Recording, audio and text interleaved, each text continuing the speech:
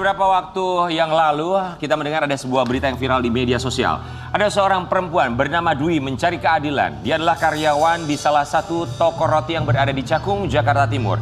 Dia mendapatkan penganiayaan yang diduga dilakukan oleh anak bos dari toko roti tersebut. Dan kali ini dia akan menceritakan apa yang sebenarnya terjadi. Sudah melaporkan ke pihak polisian di tanggal 18 Oktober 2024 sampai harus berganti 2 kali pengacara karena diduga kedua pengacara sebelumnya justru merugikan Dwi sebagai seorang klien. Di pagi-pagi ambiar, Dwi mencari keadilan. Dwi bersama dengan kuasa hukumnya, Zainuddin, sarjana hukum.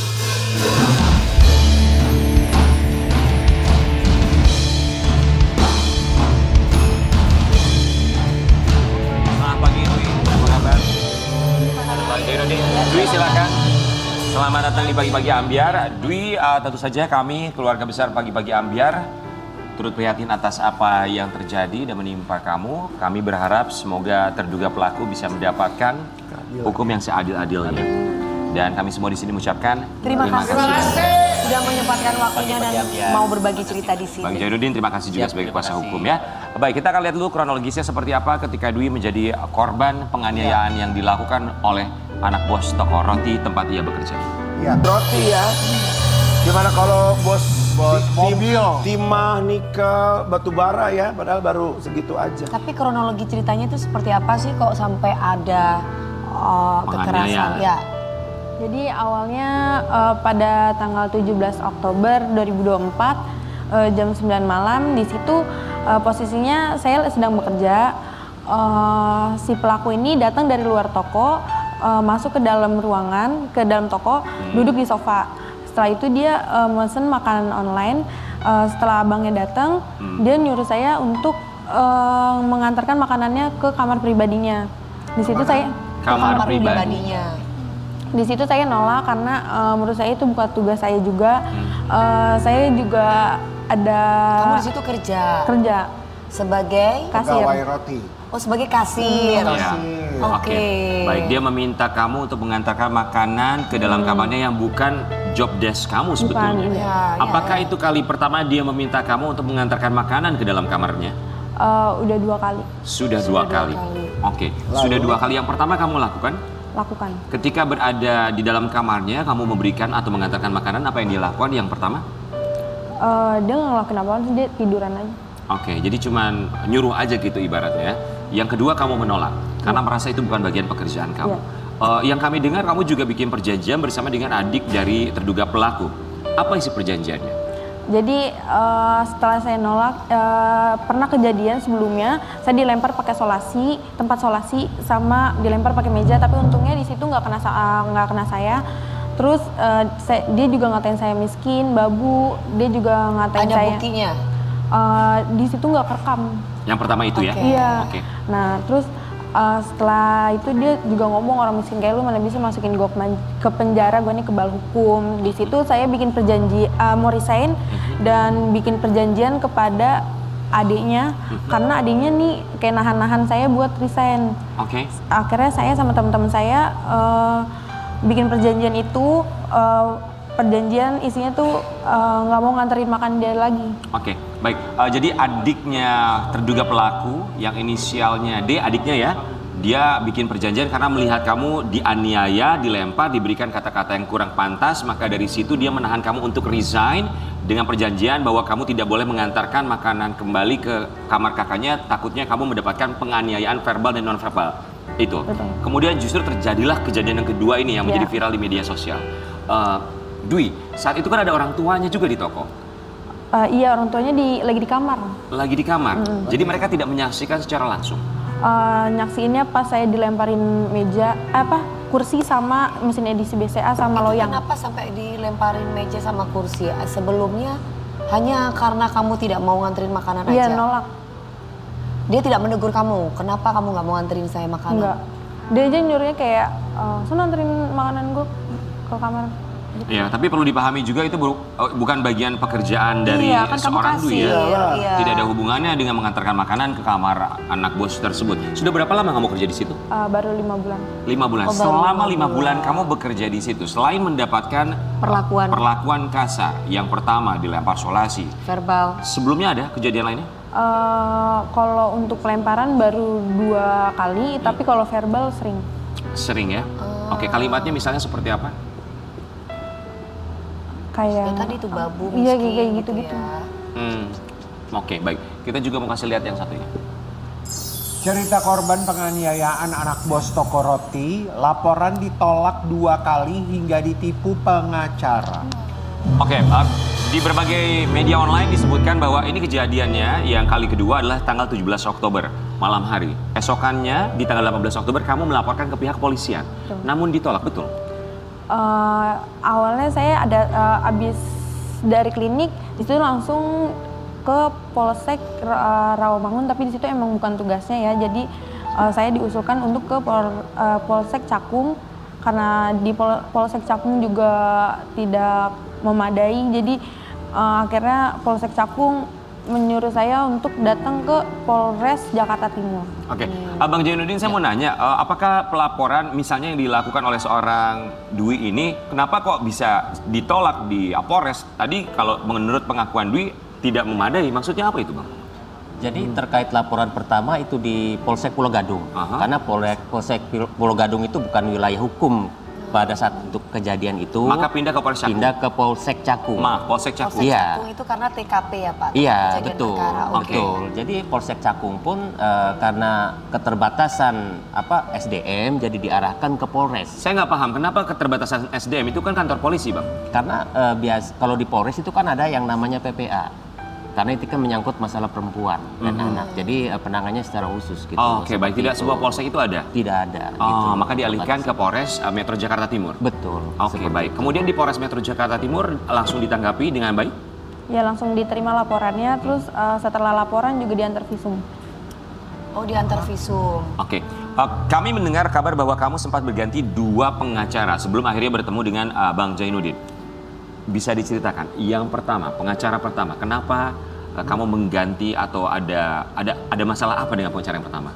Jadi pas kejadian gak lama kemudian ada seseorang nelpon saya ngaku dari LBH utusan Polda. Di situ karena saya nggak ngerti jadi saya percaya aja, terus sempat tanda tangan surat kuasa juga. Setelah pertemuan kedua dengan pengacara, di situ dia baru ngakuin kalau dia tuh suruhan dari bos saya. Suruhan dari Bos saya. bos kamu? Ya. Untuk Katanya membantu saya mengelarkan kasus ini. padahal? Nggak tahu sih. Soalnya di situ mama langsung mikir kayak kok kok dikasih pengacara sama pihak pelaku kayak gitu kan. Terus mama Tapi itu benar? Benar. Atau itu dugaan kamu aja bahwa memang pengacara itu memang disuruh oleh Si pelaku? pengacara itu ngomong sendiri. Oh. Ngomong langsung pas pertemuan kedua ngomong langsung. Oke, dari situ kamu dan keluarga memutuskan untuk tidak melanjutkan, untuk tidak memberikan kuasa kepada pengacara yang pertama. Iya. Beralihlah ke pengacara yang kedua. Iya, betul. Bertemu dengan pengacara kedua dari Mama yang cari. mama yang cari. Iya. Lantas apa yang terjadi dengan pengacara kedua? Awalnya lancar-lancar aja, tapi setiap ada info selalu ke rumah ngasih info terus minta duit.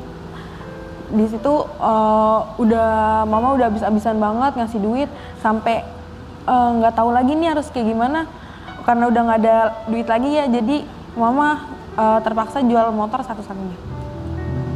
Jual motor satu-satunya. Mohon maaf, kalau papa kamu di mana? Udah meninggal. Berarti kamu tinggal sama mama aja? Iya, sama abang juga. Jadi mama jual motor satu-satunya. Berapa nominal total yang diberikan kepada pengacara yang kedua?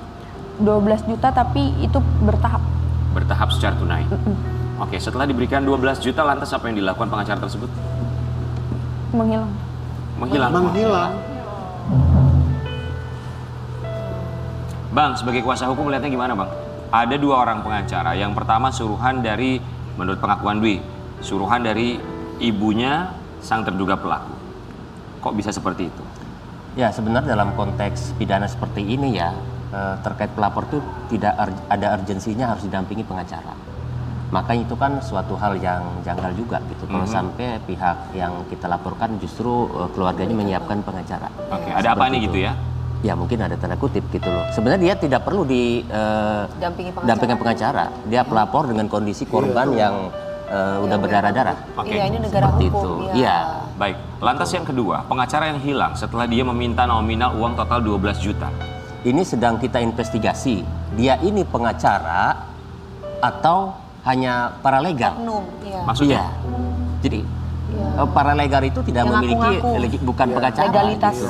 sebagai Ya, saya pengacara. Hamujar konsultan saja. Markus maksudnya? Ya, mungkin seperti itu gitu loh. Makanya ini melalui pagi-pagi Amjar ini kita minta gitu loh pertanggungjawabannya. Kalau memang pengacara tunjukkan gitu loh. Dwi dan juga Abang apakah punya identitas sang pengacara pengacara, tersebut yang kedua?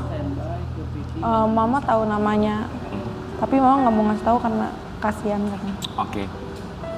Dwi kemarin juga sempat hadir di DPR RI Komisi Hukum bersama dengan Bapak Habibur Rahman juga mendengar pengakuan dari Dwi. Kita akan melihat sekilas seperti apa. Kemarin ceritanya kok, kemarin gimana ceritanya kok bisa sampai dipanggil? Nggak tahu ya, saya tiba-tiba orang dari DPR. Partai Gerindra, Oh, Partai sama Gerindra. sama anggota DPR-nya Ya. datang ke rumah kayak ngasih tahu nanti ada undangan dari DPR gitu. Oke. Kemudian setelah bertemu dengan Komisi Hukum DPR RI, bagaimana Bang berikutnya? Langkah berikutnya setelah ada upaya dari mereka untuk memberikan kesempatan Dwi bercerita. Ya, kita selaku kuasa hukum dari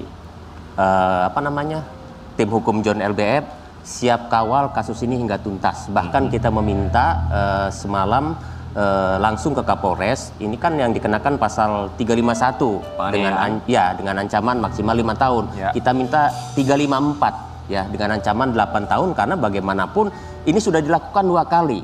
Bila kita lihat di video itu dengan brutalnya gitu loh. Bahkan patut diduga ada unsur ingin membunuh gitu loh dengan membabi buta seperti itu. Bahkan yang tidak terekam di ruang dapur itu banyak fan itu dia udah seperti apa aja. Makanya pada saat itu dia terpojok. Oke. Sampai kepalanya kena loyang. Tapi saksi banyak ya teman-teman kamu? Ada satu lagi satu shift sama saya. Oke. Tapi untungnya kamu rekam ya? Iya, Siapa yang merekam saat itu? teman saya yang satu shift itu. Oke, baik. Apakah dari pihak keluarga terduga pelaku sudah menghubungi kamu semenjak ini menjadi viral di media sosial? Atau sudah berjumpa? Belum pernah ketemu lagi. Semenjak itu dia cuma sempat minta maaf secara langsung pas awal kejadian sama minta maaf lewat WhatsApp. Apa katanya di WhatsApp tersebut? Minta maaf karena perlakuan anaknya. Baik Dwi, kita juga mau kasih lihat buat Sobat Ambiar, alhamdulillah bahwa terduga pelaku kemarin sudah diamankan pihak kepolisian di salah satu hotel yang berada di Sukabumi, Jawa Barat. Ini pertanyaan kita bersama-sama, kok bisa dia ada di Sukabumi? Sukabumi. Ya? Kita lihat. Abang pasti sudah tahu info diamankannya terduga pelaku inisial GS ya. Abang, menurut Abang kenapa kok bisa sampai di Sukabumi dia ya? Ya, kalau menurut saya itu hal yang lumrah ya. Dugaan saya memang karena ada perasaan takut juga. Karena informasinya kan pelaku ini sudah diundang juga beberapa kali nggak hadir gitu di kepolisian. Makanya ditindak. Itu di Sukabumi menurut pengakuan dari pihak kepolisian atau sepengetahuan Abang, dia di Sukabumi sama siapa Bang? Sejauh ini sih dia sendiri ya, seperti itu. Oh sendiri dia Iya, Bang? karena alasannya mau pengobatan lah, apalah seperti itu sih. Pengobatan? Iya. Sukabumi? Iya. Oh, ke dukun-dukun gitu kan? Oke, kita juga mau kasih lihat ini ada klarifikasi dari keluarga terduga pelaku dengan inisial GS. Klarifikasi keluarga George Sugama soal penganiayaan karyawan toko roti. Kami dukung proses hukum. Ini foto dengan keluarganya. Ini pengakuan dari keluarga atau barangkali orang tua mantan bos kamu karena kamu sudah resign ya. Buat Dwi, ini menjadi viral di media sosial. Semua orang mengetahui kejadian ini. Luka, trauma pasti ada. Kamu melihatnya seperti apa sih? Jawab. Coba diulang Mas Rian. Betul. Setelah akhirnya semua orang mengetahui kisah ini, apa yang kamu alami? Mendapatkan penganiayaan. Apa yang kamu rasakan Dan sekarang pelakunya sudah tertangkap. Apa yang kamu rasakan? Perasaannya gimana? Perasaannya lega, terus juga senang juga karena banyak yang peduli, termasuk Bang John. Dia juga mengirimkan bantuan hukum juga kepada saya, terus memberikan pekerjaan juga di perusahaannya, dan memberikan beasiswa kuliah sampai lulus di universitas terbaik di Jakarta. Wow, alhamdulillah ya. Alhamdulillah ini maksudnya adalah karena begitu banyak yang membantu, termasuk Bang John LBF ya. Bang John, terima kasih banyak Bang John ya. Tapi ada rasa trauma nggak sih, Dwi? Ada. Dari semenjak kejadian itu saya tidur selalu pagi. Biasanya saya tidur tuh on time, nggak pernah kayak larut malam. ketakutan Iya. gitu ya. Setiap malam tuh selalu ngerasa kayak deg-degan, cemas. Sampai saya pernah dapat panggilan kerja. Di situ pas staff interview saya sampai ngomong ke manajernya, di sini ada kekerasan nggak kayak gitu. Sampai segitunya saya takut. Gitu. Oke, Dwi, kamu tinggal sama siapa aja, Dwi? Sama mama, abang, sama saya bertiga. Oke. Mama sudah menjual motor. Pekerjaan Mama apa? Jualan nasi kuning. Motor satu-satunya sudah tidak ada. Bisa ntar beli lagi motor Bisa baru. ya, lebih bagus lagi. Ambil hikmahnya. Banyak Mama, orang yang membantu. kasih pesan apa buat kamu sekarang ini? Jangan sombong, rendah hati, ikhlas aja kalau ada yang nyakitin.